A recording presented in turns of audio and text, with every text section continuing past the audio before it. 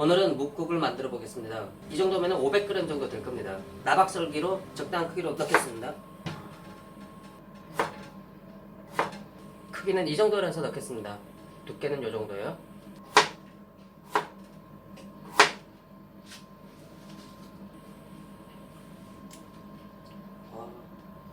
고기는 돼지 뒷다리살을 넣도록 하겠습니다. 묵국이라 하면은 보통 소고기를 넣는 게 일반적인데요. 제가 뭐 소고기 사 먹을 상황도 아니고, 소고기는 보통 뭐 양지라든지 국거리용 부위를 이용하면 되겠죠. 하지만 그것도 비싸서 저는 못 먹고요. 돼지고기를 넣을 건데요. 돼지고기 중에서도 가장 싼 뒷다리살이에요.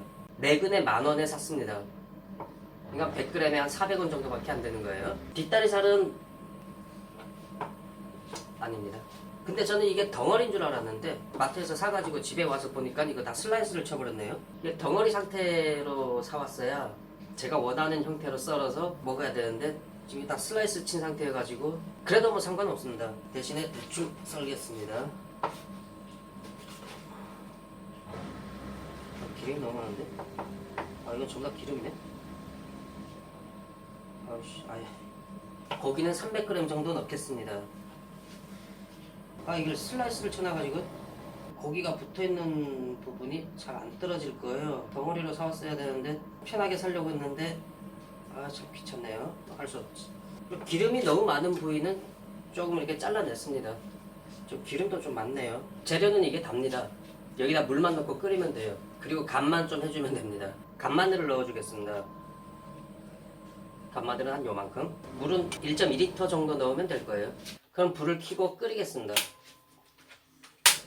좀 양이 많아가지고요. 한 30분 정도 끓인 것 같아요. 간을 좀 하겠습니다. 간은 다시다로 하겠습니다. 다시다를 한 2스푼? 여기 들어간 고기가 돼지고기가 아니고 만약에 소고기, 양지 같은 걸 넣었다면은 다시다를 안 넣고 소금으로 간을 했을 거예요. 다시다에서 나오는 그 소고기의 육향도 있겠지만은 다시다를 넣게 되면은 국물 색이 약간 탁해지거든요.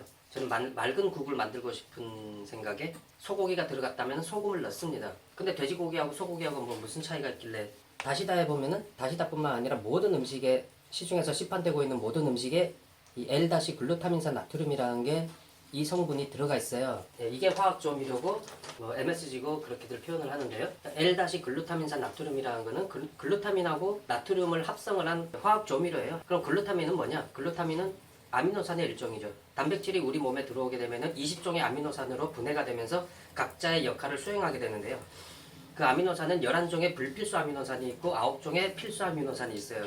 필수 아미노산이라는 것은 반드시 음식을 통해서 섭취를 해야 되는 아미노산이고요. 불필수 아미노산은 우리 체내에서 합성을 통해서 생성이 되기 때문에 굳이 섭취하지 않아도 되는 아미노산이에요.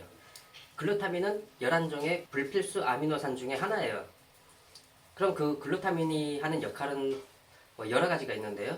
근육을 생성한다든지 여러 가지가 있는데 그 중에 하나가 맛을 느끼게 하는 기능을 하는 아미노산이에요. 좀 더 맛을 강렬하게 느끼게 하기 위해서 만든 화학 조미료를 L-글루타민산 나트륨이라고 하는데요.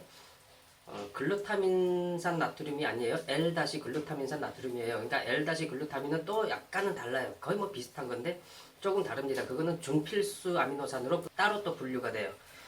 그런 얘기까지 하면은 저한테는 좀 한계가 있고요. 글루타민이라고 하는 아미노산 자체가 일종의 조미료가 되는 거죠. 천연 조미료예요. 그럼 그 글루타민이 풍부하게 함유되어 있는 그런 식재료가 있어요. 대표적인 게 멸치, 다시마, 소고기, 버섯. 이게 대표적으로 글루타민이 풍부하게 함유되어 있는 식재료예요. 그러니까 우리 어머님들이 옛날부터 멸치로 국물 우려내고 버섯으로도 우려내고 다시마 우려내고 소고기로 국물 우려내고 그렇게 했던 것이 다 글루타민을 뽑아내는 작업이었던 거죠. 그러니까 한국 사람들 진짜 천재예요. 어떻게 글루타민 음식 만들면서 글루타민을 뽑아낼 생각을 했는지. 대한민국 만세. 그래서 돼지고기가 아니라 여기에 소고기를 넣었다면 글루타민은 충분할 거라고 생각을 합니다. 그래서 맑은 국물을 얻어내고 싶기 때문에 소고기를 넣었을 경우에는 전 소금으로 간을 합니다. 근데 돼지고기를 넣었으니까 다시다를 좀 넣겠습니다. 그리고 다시다가 들어가니까 돼지고기도 향이 그렇게 나쁘진 않아요. 충분히 괜찮았습니다. 근데 소고기 향도 같이 올라오니까 더 좋네요. 역시 다시다가 있어야 돼요. 그러면 혹시 다시다나 미원 이거의 주 원료가 아까 얘기한 그런 멸치, 소고기 이런 데서 추출을 하느냐 그건 아닐 거예요 아마. 저는 글루타민을 얘기한 거고 그거랑 같은 계통인데 L-글루타민은 사탕 무즙에서 발견이 되었다고 해요.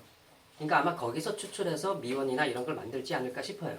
그럼 무가 좀 흐물흐물해졌다 싶으면은 이제 먹으면 되는데 확인해 보겠습니다. 뭔가 조금 싱거운 느낌도 있고요. 무도 조금 덜 익은 감도 있어요. 그냥 한 1, 2분 정도만 한 소끔 더 끓여주겠습니다. 제가 묵국을 돼지 뒷다리살 넣고 먹는다 그러면은 의아해 하시는 분들이 많아요. 야, 그는 소고기 양지나 그런 걸 넣어가지고 먹어야지 돼지고기 넣는 사람이 어딨어. 뭐 돼지고기가 아니라 아무것도 안 넣고 무만 넣고 먹는 사람도 있는데요. 뭐. 그리고 무엇보다 소고기 양지보다 맛이 떨어진다는 느낌이 사실 전혀 없어요. 그럼 맛있으면 되죠. 뭐 이것만으로도 충분히 맛있는데요. 묵국은 뭐니 뭐니 해도 대파가 들어가야죠. 아, 대파 넣기 전에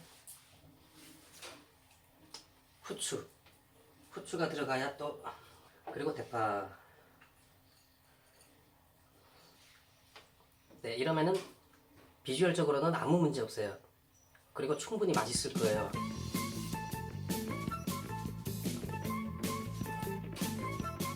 아, 역시 이게 대파가 들어가야 묵국이죠. 무도 잘 익었네요. 아, 근데 너무 맛있는데? 아, 이렇게 맛있으면 안 되는데. 아껴 먹어야 되거든요. 맛있으면은 많이 먹게 되는데. 아,